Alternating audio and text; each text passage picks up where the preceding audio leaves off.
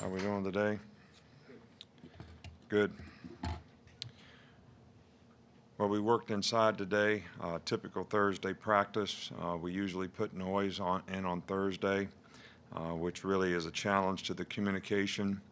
Got to keep your poise when you have noise. Got to, still be able to communicate, whether it's hand signals or whatever. And I think the most important thing, from yesterday until the game is really focusing, having the mental energy and intensity to continue to get the mental practice that you need to get reps without having to do it in practice over and over and over. Also, it's important to rest, rehydrate, refuel, eat right, do all the things you can so that we can get our players 100% ready to go out and play this game. I think everybody's excited about the game. I think they're excited about having the opportunity to play in Atlanta. I think they're excited about playing a very good, Duke team.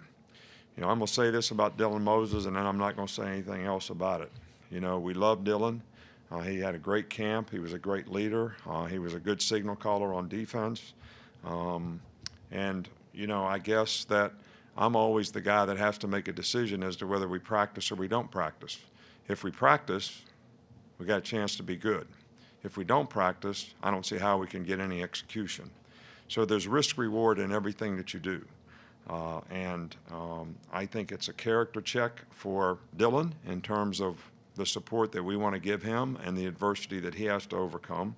But it's also a character check for everybody on our team to be able to keep the faith, to respond to adversity the way they need to accept the challenge, and to rise above the challenge, support each other, support the young players that are going to have to play, and just kind of go from there. I mean, that's the only choice we have. So we're excited about this team. I really like this team. I like the character of this team. These guys have worked hard, tried to do things the right way. So we're looking forward to playing somebody and kind of seeing where we are. So tomorrow we'll get a chance to, have one extra day to get some of the stuff that we didn't get right today, right tomorrow. I wanted to ask you about those injuries. When you have somebody have a significant injury, what do you do to try to keep them involved and uplifted so that they don't get down on themselves and frustrated during their rehab? Well, first of all, we try to communicate with them. I met with Dylan today, obviously, and all the players that get hurt. But, we have great support staff here. We have a great medical staff. They do a tremendous job keeping them involved in terms of what they do relative to rehab. We still like for guys to be involved in meetings if they can be to help support the other players. So we're doing everything we can to stay in communication with them, to encourage them, to support them, teammates, coaches, everybody in the organization. Two quick ones, if I could. Just who would be the play caller now without Dylan out there? Well, whoever's playing Mike linebacker. I mean, we're going to have two freshmen playing as it is right now, so that's whoever's playing Mike linebacker. So that's we got to work with them on it. I mean, they've been calling the defenses, they've been getting the signals with the twos. All right, now they're going to have to move up and be able to get to communication with the ones. And with the defensive line in the spring, you challenged them quite a bit, it sounded like. How have they responded this fall? They've done really good. I mean, I've been pleased with, Raekwon's had a great camp. He's really played well. A couple of the young guys, DJ Dale has done really well. LeBron Ray is doing really well.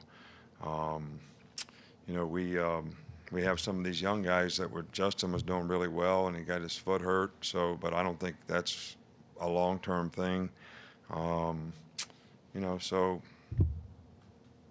Those guys have done really well. They've responded well. Coach, we'll go back here with Brett in the green. Y'all were really good at generating explosive plays through the pass game last year as that wide receiver group and the quarterback have taken on a new offense. How have you kind of seen that threat develop over preseason camp?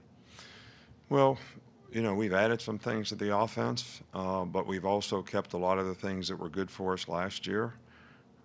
I think when you have the kind of skill guys that we have and the capabilities that we have with the quarterback, I think we need to make explosive plays. I think it's going to be important for our offense. I think it's going to be important for our team. I think it's important for us to have balance on offense as well, and hopefully I've been, fairly well pleased with the offensive line and their development. We'll be able to get that balance. But, the challenge in this particular game is this team does a lot of moving and stunting up front. We're going to need to get a hat on a hat and have great communication and play together as a unit, run or pass. Stay over there with Reiner. A couple more. Come back over here with Tony. Raekwon was pretty introspective about the fact that he underperformed last year. Where have you seen improvements from him, not just from a maturity standpoint, but also from a consistency standpoint?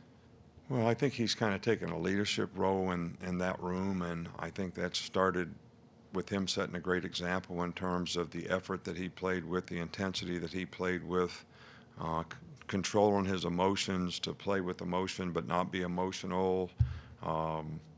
And he's got good knowledge and experience of what he's supposed to do and how he's supposed to do it. So he's really, really played well. And if he continues to play like that, I'm sure he'll have a great year. A couple more. We'll go Tony, and then we'll wrap up with Charlie. We've only gotten to see Keelan a little bit during practice. What does he offer to the offense, and what do you like about him at the running back position? Keelan has got juice. He's quick. He's fast. Very explosive on the perimeter. So he kind of gives us a different type guy from the other guys that we have, which I think is important, at that position. So, I hope we get him the chance to have some opportunities in this game. We'll wrap up back with Charlie. Tomorrow will be your first radio show without getting a prediction from Walt. I know that this football Without team, what? without getting a prediction from Walt, the score prediction from Walt Gary.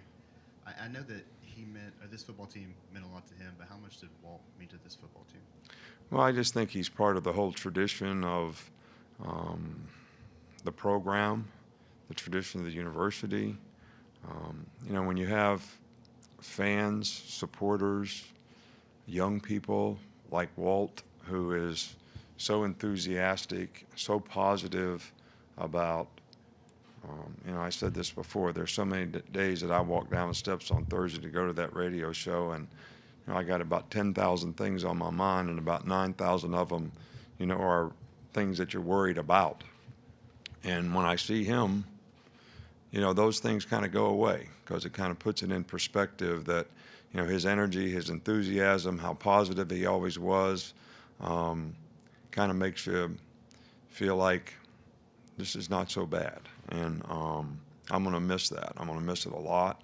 I know our players will miss him, because they all, used to talk to him on the way out on Thursdays too. And, probably if we had a Fan of the Year award, he'd certainly get it. Okay, good. All right, thanks.